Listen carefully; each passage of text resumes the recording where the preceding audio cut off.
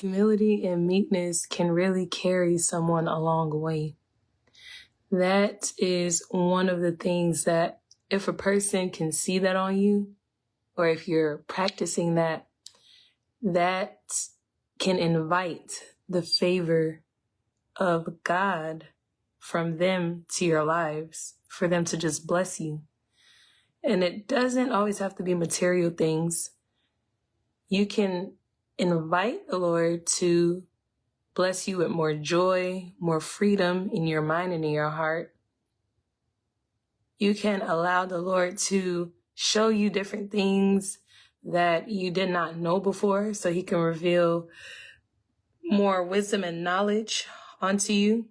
He can fill your cup in areas that you did not think you needed to be filled.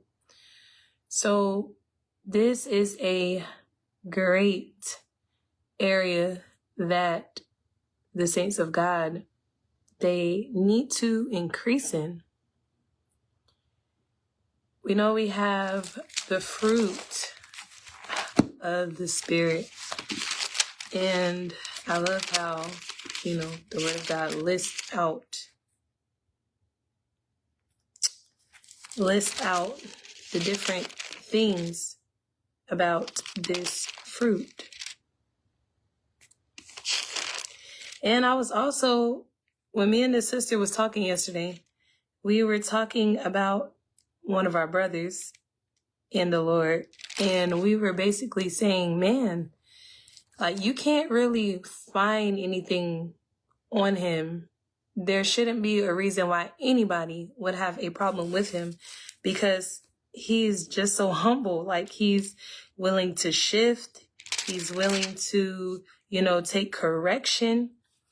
And that's a blessing, because not everybody can operate in that way. Yes, we've had different backgrounds. We've had different examples in our lives. But it really does take a special person to really deny themselves, to really humble themselves, even whenever they may be right about a situation. Because naturally, our flesh wants to say something. It wants to defend itself. But the Lord, he is raising us up to be above the ground, to look at things above the physical, because things are not just physical. Things are also spiritual. And there's a spiritual realm beyond this one that is more real than this earth. So the Lord is wanting to teach us meekness and humility as we are living out our days every single day. So that trait that brother has is amazing. And I've got a chance to witness, like, man, you can't really break him. Like, he just keeps bouncing right back. I've seen different scenarios and circumstances he faced and how he was able to overcome because of that characteristic. That doesn't mean that, there's not other things that his flesh or our flesh may be dealing with, and we have to deal with that. But humility and meekness, I can say, is one of his strongest areas. And so as I turned to Galatians chapter 5, verse 22 on down, it says, "But the fruit of the Spirit is love, joy, peace, long-suffering, gentleness, goodness, faith, meekness, temperance. Against such there is no law." All right, good. So we need all of these things. They're a part of the one fruit of the Spirit. So as we are living our lives, the Lord is developing us in love. There's some areas, and I actually was wanting to talk about something in 2 Kings, but because I'm here, okay. So there's some areas that the Lord wants to develop his people in this area of love. And, you know, some people are stronger in certain areas than other people. And as different members to one body, it's going to be that way. But that's where the whole body comes together and they function as long as each person is doing their part. As long as that person is playing their role and working, then whatever they're doing, it affects the other people around them. And what you're doing, it can give strength to the next person. It can give the level of love or the level of temperance or the level of peace and joy and long suffering, goodness, faith, gentleness. It can give grace for the other people to operate how they need to operate. So it is necessary that we play our role because we do affect the whole. So let me see if I can tie this in. I was in 2 Kings, and of course I was reading about Elisha. Now we've seen how he was promoted to his role. Elijah was walking and he put his mantle upon him. So now Elisha has this double portion. And Elisha is operating in great and mighty miracles. And now you have these different things that are occurring. Everybody know, like, this man has been with Elijah. He does this. He did these things when Elijah was here. So people know him to be a great man of God. And as he is doing what he is doing, and he is successful at it, you know, the double portion that's on his life, we are introduced to this woman. We're introduced to this lady in 2 Kings chapter 4. And it says, "Now there cried a certain woman of the wives of the sons of the prophets unto Elisha, saying, Thy servant, my husband, is dead, and thou knowest that thy servant did fear the Lord, and the creditor is come to take unto him my 2 sons to be bondmen. And Elisha said unto her, What shall I do for you? Tell me. What hast thou in the house? And she said, Thine handmaid has not anything in the house save a pot of oil. Then he said, Go, borrow you vessels abroad of all thy neighbors, even empty vessels, bar not a few. And when thou art come in, thou shalt shut the door upon you and upon thy sons, and shalt pour out into all those vessels, and thou shalt set aside that which is full. So she went from him and shut the door upon her and upon her sons, who brought the vessels to her, and she poured out. And it came to pass, when the vessels were full, that she said unto her son, Bring me yet a vessel. And he said unto her, There is not a vessel more, and the oil stayed. Then she came and told the man of God, and he said, Go sell the oil and pay thy debt, and live thou and thy children of the rest. Okay, so this woman, she was, humble enough to submit to what the prophet told her, because she literally could have said, Okay, prophet, I don't know if you actually heard me. My husband is dead and they're coming to take away my kids. I don't really have exactly what you're asking me for. And in order for me to get it, that's going to be more of my time or of my money. I don't even know where to start working to do exactly what you're saying. So I'm just not going to do it. But the fact that she took what this man of God said, it blessed her life. And we could see exactly how it blessed her life later. But even in our day and our age, the world is not teaching people humility. They're not teaching people to submit to order and authority. They're teaching people to be independent. They're teaching people to be proud.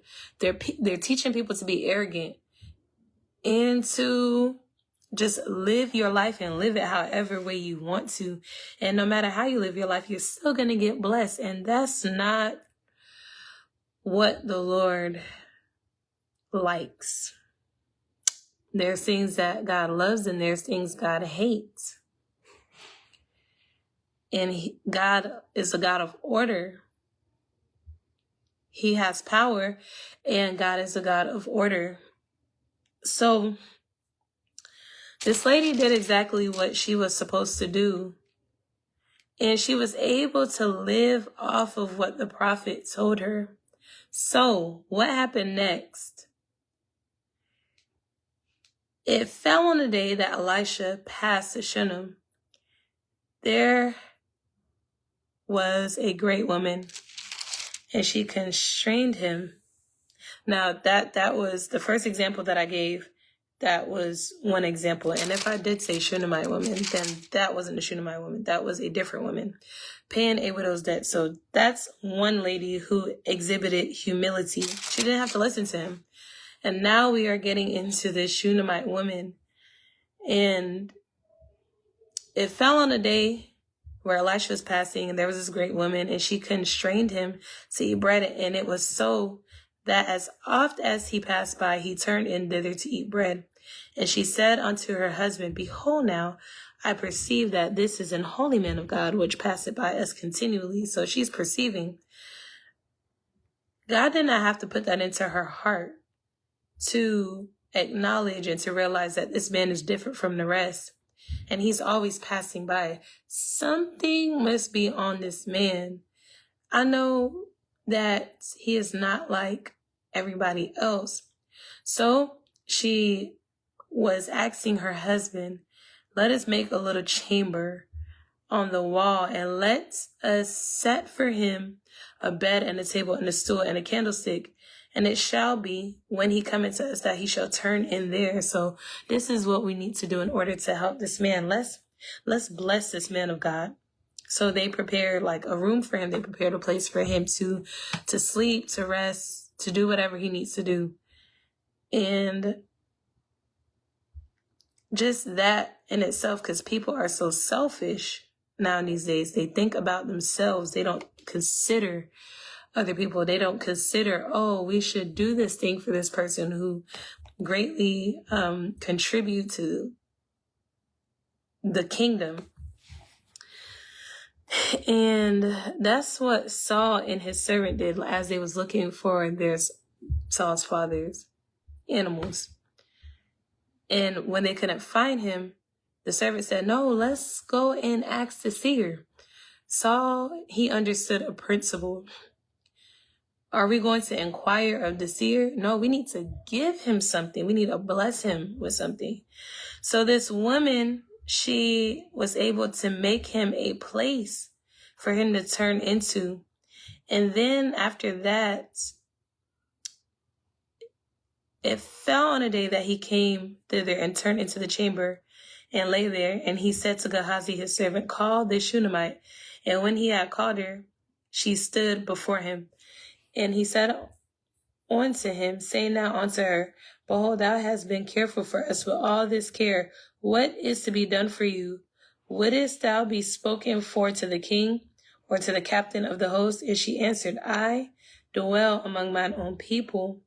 And so he was basically asking Gehazi, what should be done for this woman? And Gehazi said, okay, she doesn't have a child. And then Elijah said, call her. And she came in, and Elisha basically said, you're going to have a child. You're going to have a child. And she was like, listen, don't tell me this. Don't lie unto the handmaid, your handmaid. And a woman conceived and bare a son at that season that Elisha had said unto her, according to the time of life. And when the child was grown, it fell on a day that he went out to his father, to the reapers, and he said unto his father, my head, my head. And he said to the lad, carry him to his mother. So this boy went to his mom, he was on her lap, and he died. And what happened after that? To make a long story short, the woman sent to her husband, hey, can I please borrow this servant and send a horse? I need to go and see the man of God.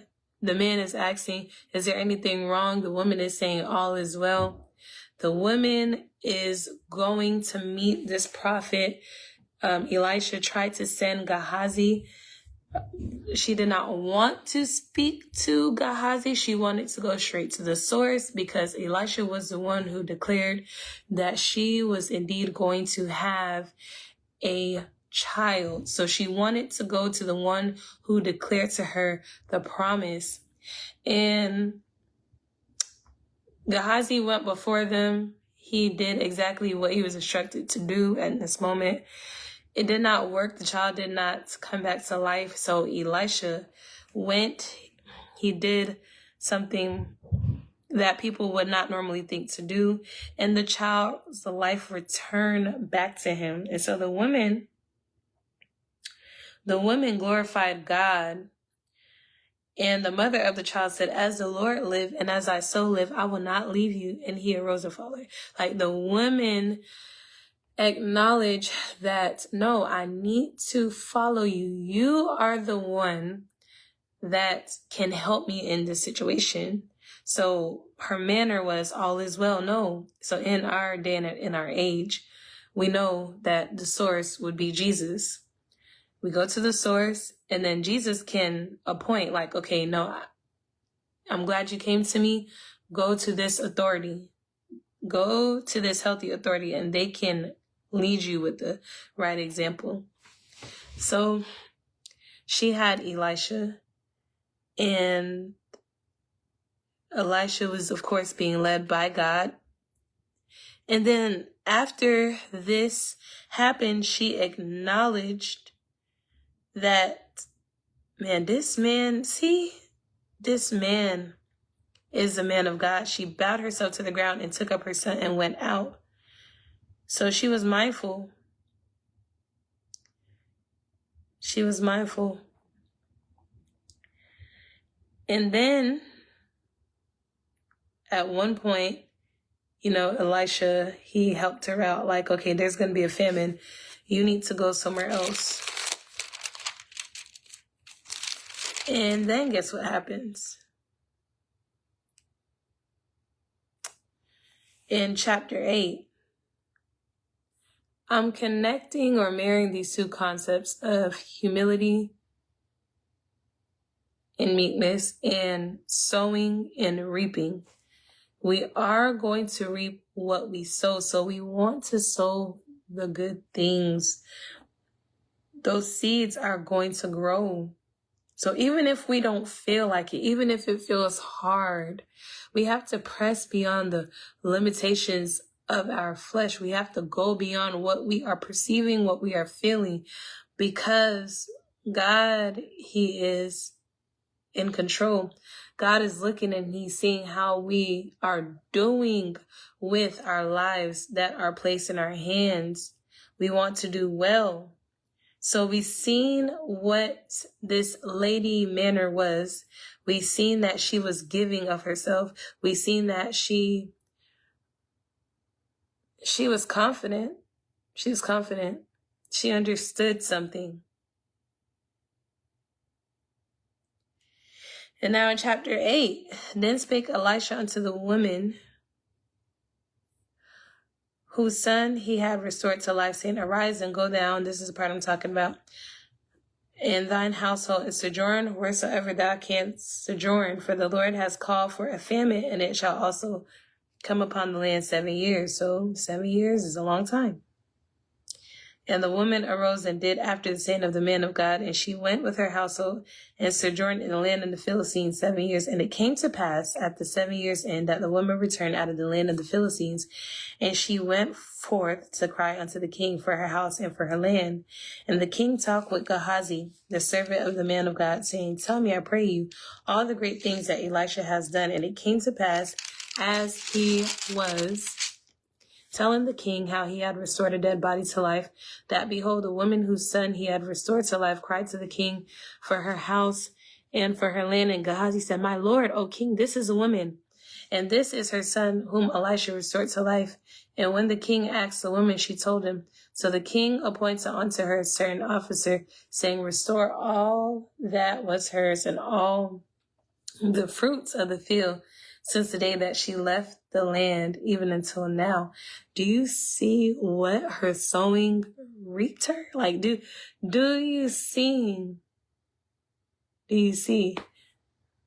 what happened as a result of who she was in the first chapter that we met her? Yeah. How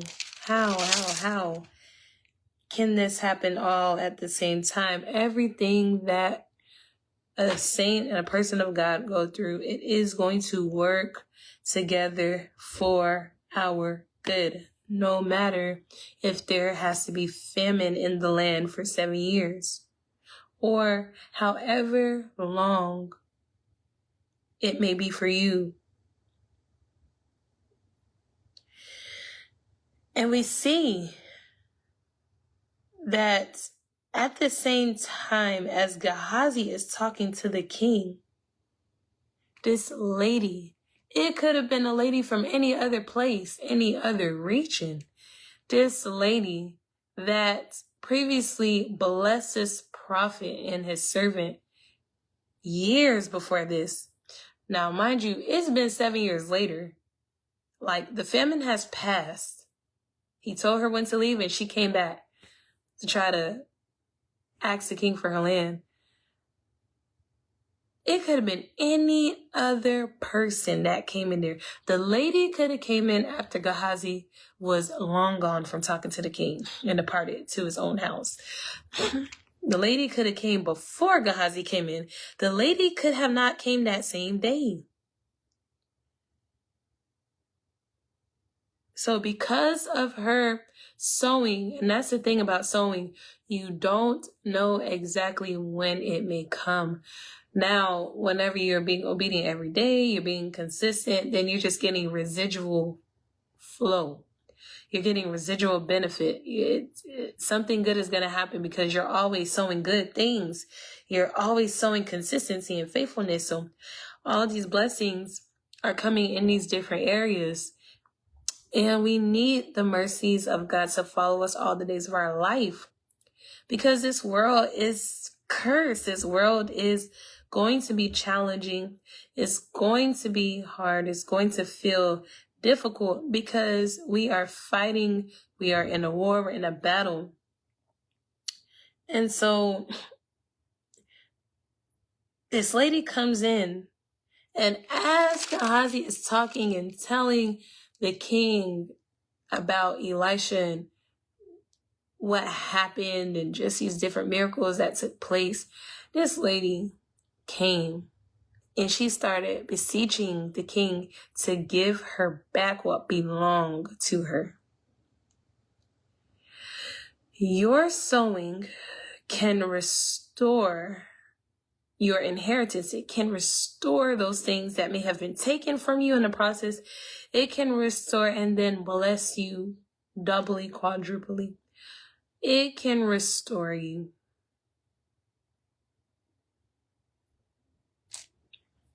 And that's why it's necessary that we sow good seed. It's necessary. We have to sow good seed. We want to be good fruit. We want to be good trees.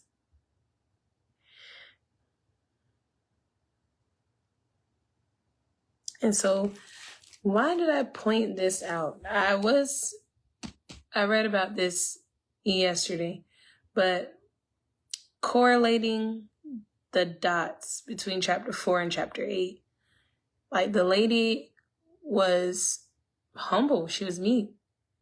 That was a good character about her, that even Elisha had acknowledged. Like, the lady wasn't begging him to give her anything.